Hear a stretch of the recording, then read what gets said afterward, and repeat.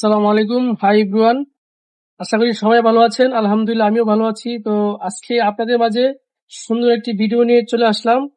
আসলে সেই ভিডিওটি হচ্ছে আমরা সবাই চার পাগল। আমরা চার প্রেমিক। আমরা মাটির বাংলাদেশের মানুষ। মাটির মানুষ আমরা। তো আমরা সবাই শীতকালে চা পছন্দ করি।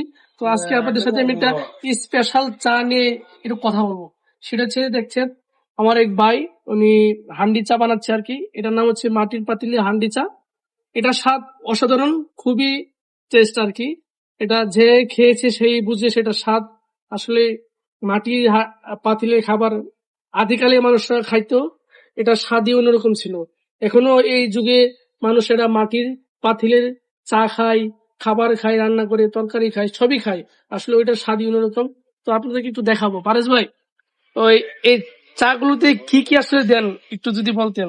এই যে দুধে সর দিচ্ছি, মশলা দিচ্ছি, আর চাটা একদম কড়া হিট দিয়ে হান্ডিটা গরম করে তারপরে দিচ্ছি।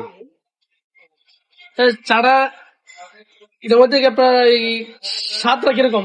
প্রায় আর দেশি দেশি ফিল। চা যখন আপনি খাবেন তখন আপনি নিজেই বুঝবেন এটার স্বাদটা কতটুকু।